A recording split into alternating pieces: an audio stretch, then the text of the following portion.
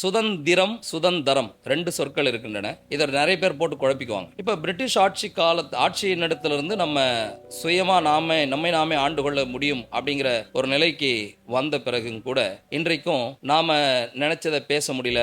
ஒரு காவல் நிலையத்துக்கு போனோம்னா நம்மளுடைய கம்ப்ளைண்ட் எடுத்துக்க மாட்டேங்கிறாங்க. அதே அதிகார வர்க்கத்தில் போனா எழுந்து நின்று சல்யூட் அடிச்சு எடுத்துக்கிறாங்க. ஒரு பெண்ணால இருட்டில் நடக்க முடியலன்னா கூட பரவாயில்ல, அதையும் ஒத்துக்க முடியாது. ஒரு நாகரிக சமூகத்தில் அது கூட ஏற்புடையது இல்லை. ஆனால் இன்றைக்கு பகல் நேரத்திலேயே ரயில் நிலையத்தில் பட்டப்பகல்ல பெண்களுக்கு பாதுகாப்பு இல்லை, இந்த மாதிரி ஒரு சூழல்லாம் இருக்கு. இதெல்லாம் ஏன்? வணக்கம், காலத்தின் காரணர் நிகழ்ச்சிக்கு உங்களை வரவேற்கிறோம் நண்பர்களே. காலவெளி, கால வரம்பு இவை எல்லாவற்றுக்கும் அப்பாற்பட்ட கடவுள் நம்முடைய சமகாலத்தில் நடக்கிற நிகழ்ச்சிகளோட எப்படி தொடர்புடையவராக இருக்கிறாரு அப்படிங்கிற அடிப்படையில் நம்மை சுற்றி நடக்கிற நிகழ்ச்சிகளை விவிலியத்தின் கண்ணோட்டத்தில் அணுகிற ஒரு வித்தியாசமான முயற்சி தான் இந்த காலத்தின் காரணர் நிகழ்ச்சி. இந்த நிகழ்ச்சியில் நாம் எடுத்துக்கொண்ட தலைப்பு சுதந்திரம், இண்டிபெண்டன்ஸ். இந்த சுதந்திரம்னா என்ன, அதை நாம் உண்மையிலேயே அனுபவிக்கிறோமா, இவை எல்லாவற்றையும் பற்றி உரையாடுவதற்காக நம்முடைய அரங்கிற்கு வந்திருக்கும் விருந்தினர் சென்னை கண்ணகி நகர் பகுதியில் உள்ள வாழ்வுதரும் நற்செய்தி மன்றத்தின் போதகரும் விவிலிய பாட ஆசிரியரும் எழுத்தாளரும் இயன்முறை மருத்துவருமாகிய திரு ஜோஷ்வா டி ஞானசேகர் அவர்களை நிகழ்ச்சிக்கு வரவேற்கிறோம். டாக்டர் வணக்கம். வணக்கம். அவரோடு உரையாடுவதற்காக நான் உங்கள் நண்பன் பொன்வாக்கா. இந்த சுதந்திரம் அப்படிங்கிற அந்த வார்த்தையில் நான் கொஞ்சம் ஒரு விளக்கத்தை முதல்ல கண்டிப்பாக நம்ம நேயர்களுக்கு கொடுத்துறேன். சுதந்திரம், சுதந்தரம் 2 சொற்கள் இருக்கின்றன. இதை நிறைய பேர் போட்டு குழப்பிக்குவாங்க. குறிப்பாக கிறிஸ்தவர்களுக்குள்ள இந்த கன்ஃபியூஷன் இருக்கும். ஏன்னா பைபிளில் பல இடங்களில் சுதந்திரம் இந்த 2 வார்த்தையும் வரும். சுதந்திரம் அப்படின்னா இன்ஹெரிட்டன்ஸ், அது நமக்கு கிடைக்கக்கூடிய சொத்து. சுதந்திரம் அப்படின்னா நாம் யாரையும் சார்ந்திராமல் வாழக்கூடிய ஒரு நிலை. டிபெண்டன்ஸ்னால் சார்ந்திருத்தல், இன்டிபெண்டன்ஸ்னால் சாராமை. நான் யாரையும் சார்ந்திராமல் நானே என்னுடைய விருப்பப்படி வாழ்வேன் அப்படிங்கிறது, விருப்பப்படி என்னுடைய சொந்த காலில் நிற்கிறது அப்படின்னு சொல்கிறோம் இல்லையா, அந்த மாதிரி ஒரு நிலை தான் சுதந்திரம். பிரிட்டிஷ் ஆட்சி காலத்தில் பிரிட்டிஷருடைய அதிகாரத்துக்கு கீழ்ப்பட்டிருந்த நம்ம நாடு அவர்களுடைய கொடுங்கோன்மையிலிருந்து விடுதலை பெற்று நம்மை நாமே ஆண்டு கொள்ளக்கூடிய அந்த நிலை வந்திருக்கோம் இல்லையா, அதை தான் சுதந்திரம்னு சொல்கிறோம். உண்மையில் சொல்லப்போனால் விடுதலைன்னு சொல்கிறது சரியான வார்த்தையாக இருக்கும்.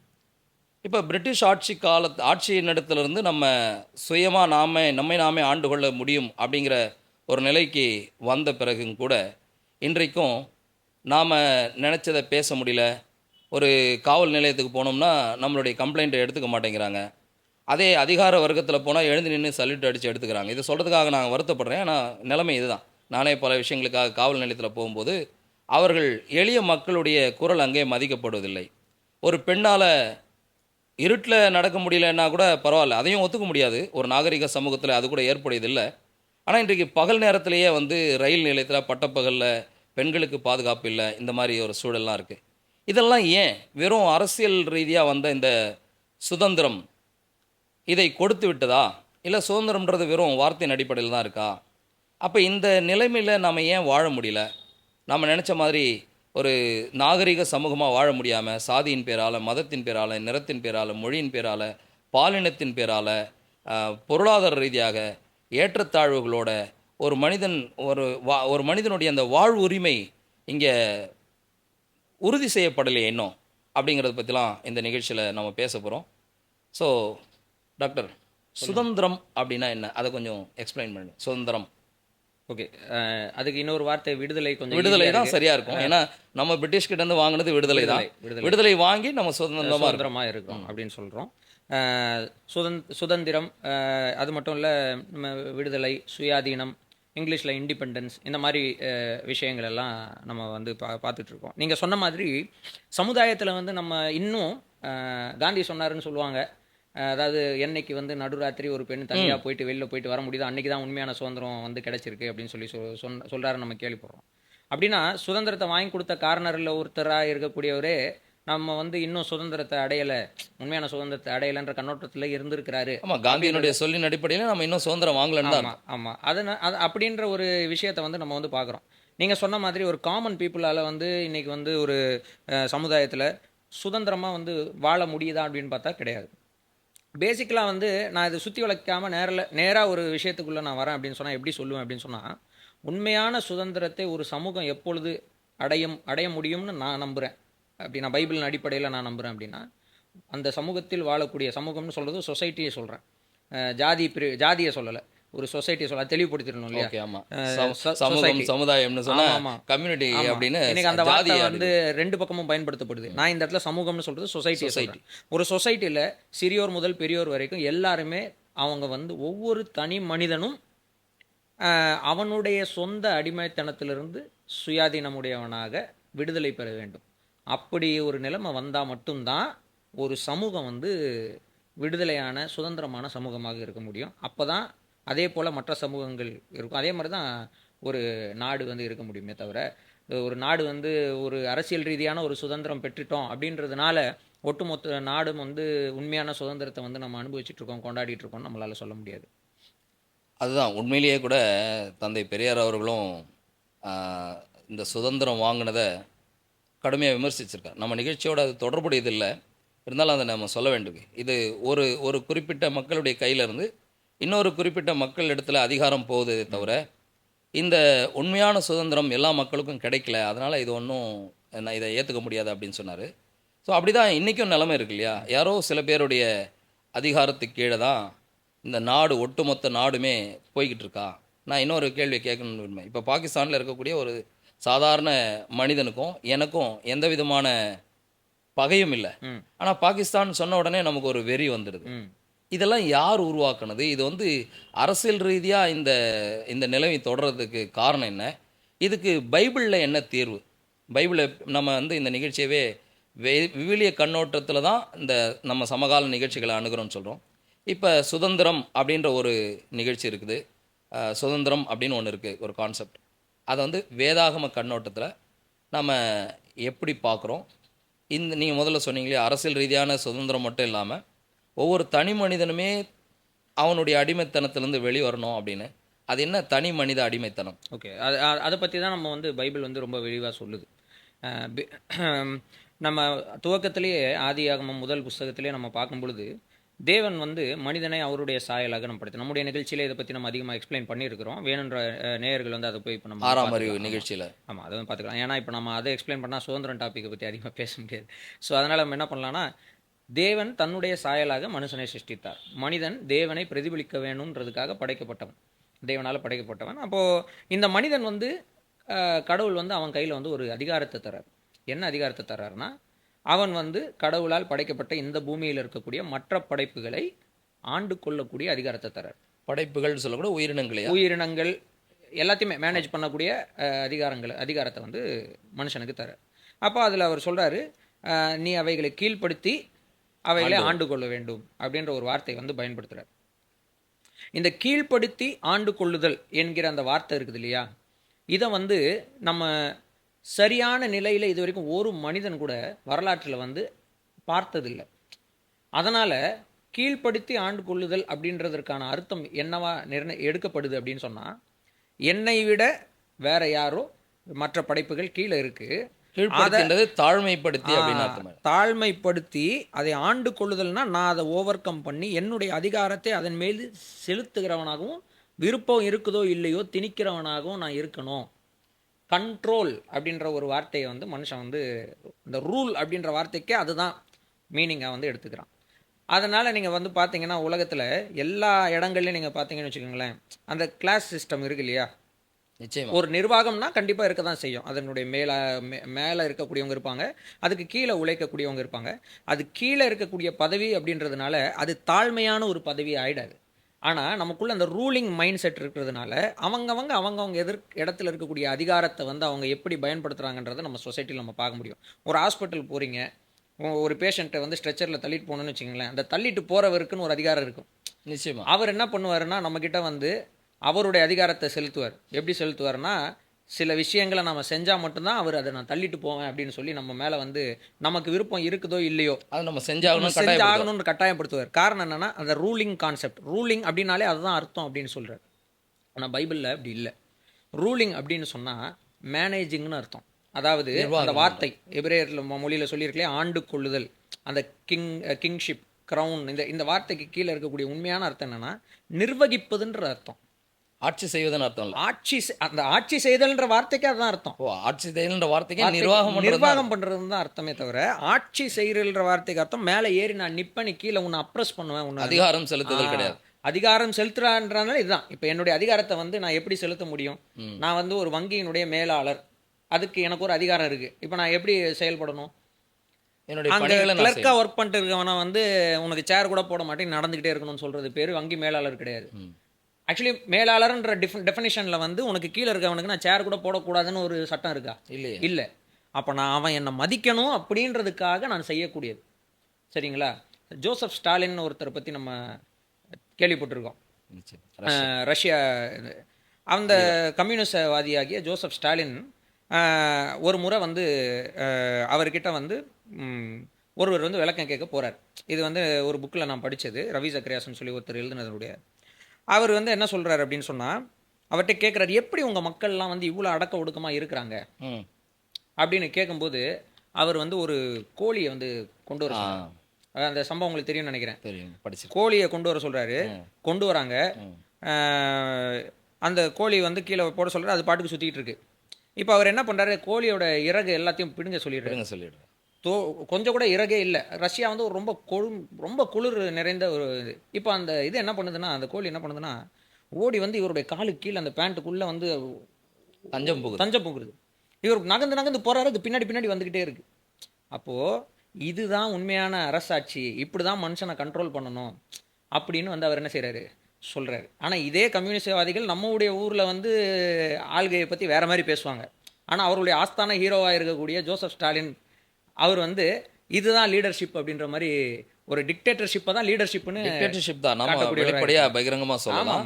இன்னைக்கு கம்யூனிஸ்ட் நாடுகள்னு சொல்லக்கூடிய கியூபா ஆகட்டும், ஃபிடல் காஸ்ட்ரோட வரலாறுலாம் நம்ம படிச்சிருக்கோம். அவங்க நிறைய போராட்டங்களை செஞ்சுருக்கிறாங்க, மக்களுக்காக நின்னாங்க. ஆனால் இன்றைக்கு கியூபா அப்படி இருக்குதா, வடகொரியா அப்படி இருக்குதா, சைனா அப்படி இருக்குதான்னா, கம்யூனிசம் ஆளுகிற நாடுகளில் அவங்க சொல்கிற அந்த சோஷியலிசம் இல்லை, அங்கே ஒரு சர்வாதிகாரம் தான் இருக்கு. ஆனால் இப்போ சுதந்திரத்தை பற்றி அவங்க ரொம்ப அதிகமாக பேசுவாங்க. ஆமாம். ஸோ அதனால் பைபிள் வந்து ஆட்சி அப்படின்னு சொல்லும் பொழுது இப்படிப்பட்ட ஒரு நிலையை, சரி இந்த அண்டர்ஸ்டாண்டிங் மனுஷனுக்கு ஏன் வந்தது? ஆட்சினா இப்படி தான் மேலே ஏறி மிதிக்கணும், எங்கேருந்து வந்தது, அது எங்கேருந்து வந்ததுன்றதான் நம்ம வந்து பார்க்கணும், பைபிளில் பார்க்கணும். அதை நம்ம பார்க்குறதுக்கு ரோமருக்கு எழுத நிருபத்துக்கு போகலாம். ரோமருக்கு எழுத நிருபத்துக்கு போகும்போது நம்ம ஆதி ஆமத்தில் ஏன் அது வந்ததுன்றதை பற்றி ஒரு சின்ன விளக்கம் வந்து இங்கே கொடுக்கப்பட்டிருக்கு. ரோமருக்கு எழுதின நிருபம் 5வது அதிகாரம். சரிங்களா? இப்போ நீங்கள் ரோமருக்கு எழுதின நிருபம் 5வது அதிகாரத்தில் 12வது வசனத்திலிருந்து வாசிங்க. இப்படியாக ஒரே மனுஷனாலே பாவமும் பாவத்தினாலே மரணமும் உலகத்திலே பிரவேசித்தது போலவும், எல்லா மனுஷரும் பாவம் செய்தபடியால் மரணம் எல்லாருக்கும் வந்தது போலவும் இதுவும் ஆயிற்று. நியாயப்பிரமாணம் கொடுக்கப்படுவதற்கு முன்னும் பாவம் உலகத்தில் இருந்தது. நியாயப்பிரமாணம் இல்லாதிருந்தால் பாவம் எண்ணப்பட மாட்டாது.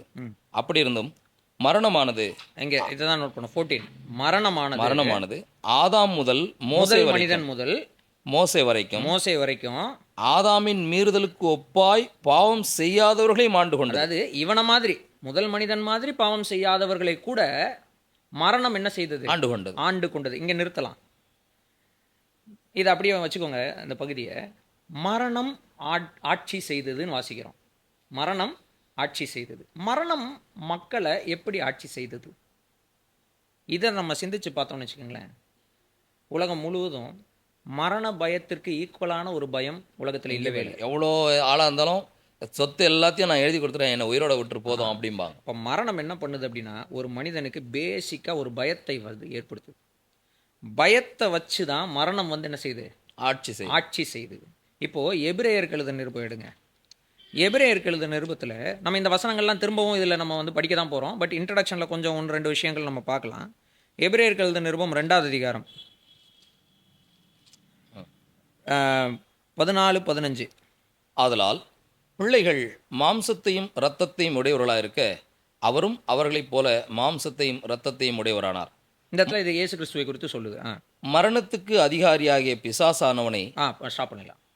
இப்போ மரணம் மனுஷனை ஆண்டு ஆண்டு கொள்ளுது. கொள்ளுது. மரணத்துக்கு காரணம் என்னன்னு நம்ம ரோமர்ல பார்த்தோம், பாவம். பாவம். பாவம்ன்றது தீமை. தீமைக்கு மனுஷன் இடம் கொடுக்கறது, அது வந்து பாவம். ரைட். இந்த மரணத்துக்கு அதிகாரின்னு ஒருத்தனை போட்டிருக்கு. அது யாருன்னா பிசாசானவன், டெவில் அப்படின்னு போட்டிருக்கு. அப்போ மரணத்துக்கு அதிகாரியாக, மரணத்தின் மேல் அதிகாரி இல்லை, மரணத்துக்கு மரணம் அப்படின்ற பவரை கையில் வைத்து கொண்டிருக்கக்கூடியவன். இந்த மரணம் அப்படின்ற பவரை வச்சு மனுஷங்களை பயமுறுத்தக்கூடியவன் தீமைக்கு அதிகாரின்னு கூட சொல்லலாம். பிசாசானவன் இல்லை தீமையினுடைய ஊற்றுன்னு சொல்லலாம். தீமை அவங்ககிட்ட இருந்து தான் சுரக்குதுன்னு சொல்லலாம். அப்படிப்பட்ட ஒருவன் என்ன செய்கிறான் அப்படின்னா மனுஷனை ஆண்டு கொள்கிறான். மரணத்துக்கு அதிகாரியாகிய பிசாசானவனை அப்படின்னு போட்டிருக்கு கீழே. அப்புறம் 15th சாப்டருக்குள்ள நம்ம சுதந்திரத்தை பற்றி பேசும்போது வரலாம். இப்போ கான்செப்ட் இதுதான். இன்னைக்கு ஏறி மிதித்து ஏறி மிதித்து அவனை ஒடுக்குவது தான் ஆட்சி முறை. இதுதான் சரியான ஆட்சி. இப்படி பண்ணுறதுக்கு பேர் தான் நிர்வாக திறமை அப்படின்னு சொல்லி இன்னைக்கு மனிதன் புரிந்து கொண்டதற்கான காரணம் அவன் இப்படி ஆளப்பட்டான். முதல் மனிதன் மரண பயத்தினால் ஆளப்பட்டான். இப்படி ஆளப்பட்டான். அவன் நிர்வகிக்கப்படலை, கண்ட்ரோல் பண்ணப்பட்டான். ஒரு ரோபோட் மாதிரி அவன் நினைத்து கொண்டிருந்தான். கடவுளை அவனை படைக்கும் போது ரோபோட் மாதிரி இல்லை, அவனுக்கு சுய சித்தத்தை கொடுத்து, நம்ம ஏற்கனவே நம்ம எபிசோட்ஸ்லேயே சொல்லியிருக்கிறோம், கொஸ்டின் பேப்பரை கொடுத்து கரெக்டான ஆன்சர் இதுதான், தப்பான ஆன்சர் சூஸ் பண்ணால் விளைவு என்ன எல்லாம் சொன்னதுக்கப்புறமும் மனுஷனா சுய சிந்தையில் தப்பான ஆன்சரை சூஸ் பண்ணி நான் ட்ரை பண்ணி பார்க்குறேனே அப்படின்ற ஒரு மைண்ட் செட்டில் இறங்கினான். இதைத்தான் மனுஷன் வந்து சுதந்திரம் என்று நினைக்கிறான். சரிங்களா? ஸோ நம்ம அதை பற்றி பேசுவோம். பட் நீங்கள் ஏன் மனுஷனுக்கு வந்து இப்படிப்பட்ட ஆட்சி முறை, நிர்வாக திறமைனா இதுதான் அப்படின்னு மனுஷன் ஏன் நினச்சிக்கிட்டான் அப்படின்னா, இப்படி தான் அவன் ஆளப்பட்டான். அவன் பார்த்த ஆட்சியே இப்படி தான். அவன் தன்னை ஆளக்கூடிய தீமை தன்னை எப்படி ஆளுகிறதோ அதே விஷயத்த தன்னால் மற்றவர்களுக்கு கொடுக்க முயற்சி செய்கிறான். இன்றைக்கி கூட பார்த்தீங்கன்னு வச்சுக்கோங்களேன், உலகத்தில் நாகரிகமாக நம்மால் செய்ய முடியாத விஷயங்களை திரையில் செய்யப்படும் பொழுது அதை கைத்தட்டி ரசிக்கக்கூடியவனாக மனிதன் இருக்கிறான். அந்த கான்செப்ட் கரெக்டுங்களா இல்லையா?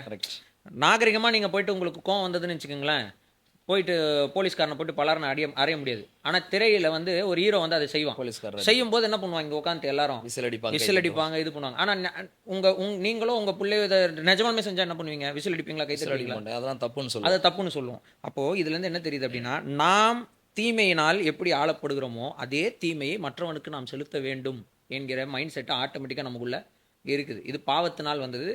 ஸோ இப்படி ஒரே லைனில் சொல்லி முடிக்கலாம்னா, ஏன் மனுஷன் இப்படி ஆளுகிறான்? எல்லா நிலையில் இருக்கிறவங்களும் இப்படி தான் ஒரு ஆட்சியை செய்கிறாங்க. ஒரு கண்ட்ரோலில் இருக்கிறவங்க, ஒரு அதிகாரத்தில் இருக்கிறவங்க. ஏன்னா அவங்க இப்படி ஆளப்படுறாங்க.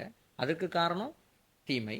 அந்த தீமையினுடைய அதிகாரி பிசாசானவன். அதாவது நீங்கள் என்ன சொல்ல வர்றீங்கன்னா, மனிதன் வந்து பாவத்தின் அதிகாரியாக இருக்கக்கூடிய பிசாசினால் ஆளப்படுறதுனால அவனும் தனக்கு கீழே இருக்க இல்லை தன்னோடு கூட பணிபுரியவங்களை அதிகார படிநிலையின் அடிப்படையில் அவன் வந்து ரூல் பண்ணுறான். அதாவது அடக்கி ஆள்றான். அன்பினால் ஆள்றதுக்கு பதிலாக அதிகாரத்தினால அடக்கி ஆள்றான் அப்படின்னு சொல்ல வரீங்க. அதுதான் நீங்கள் சொல்கிறது. அதுதான் சொல்ல வந்தேன். ஆனால் அதில் வந்து ஒரு சில சப்டைட்டில்ஸ் மாதிரி அதுக்குள்ளன்னு ஒரு சில விஷயங்கள் இருக்குது. அதை கொஞ்சம் நம்ம விலாவரியாக பார்த்துட்டோம்னு வச்சுக்கோங்களேன், சுதந்திரத்தை பற்றி நம்ம பேசும்போது இன்னும் கொஞ்சம் பெட்டராக நமக்கு வந்து தெரியும். இதை வந்து பைபிள் அழகாக விளக்குது. எப்படி வந்து அந்த தீமை அரசாட்சி செய்தால் எப்படி இருக்கும் அப்படின்றத விளக்கும்போது அதுக்கான சில விஷயங்களை வந்து பைபிள் சொல்லுது. அதை வந்து நம்ம எபேசியருக்கு எழுதுகிற நிருபத்தில் நம்ம வாசிக்கலாம்.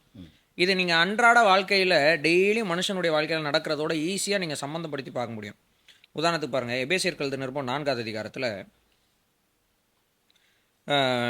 17வது வசனத்திலிருந்து அவர் அப்போஸ்தலனாகிய பவுல் இதை குறித்து எழுதுகிறார்.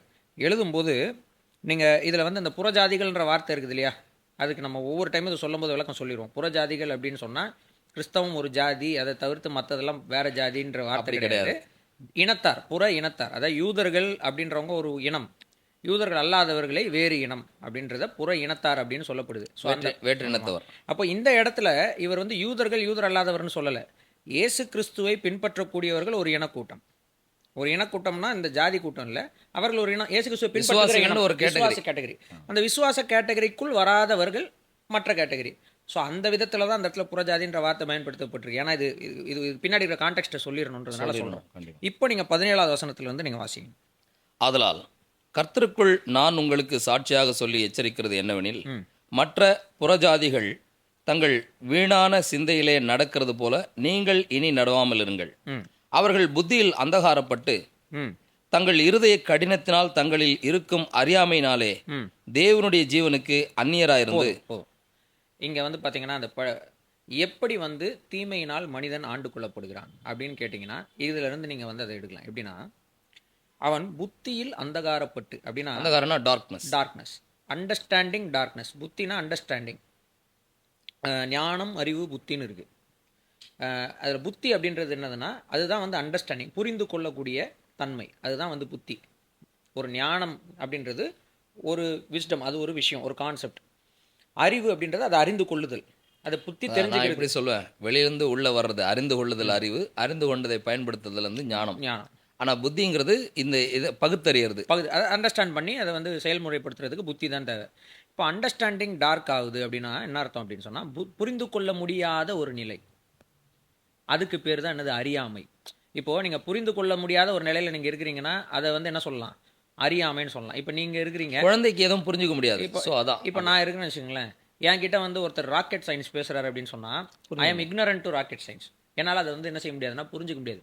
என்னால் புரிஞ்சிக்க முடியாதுன்னு இல்லை, புரிஞ்சிக்க முடியும்.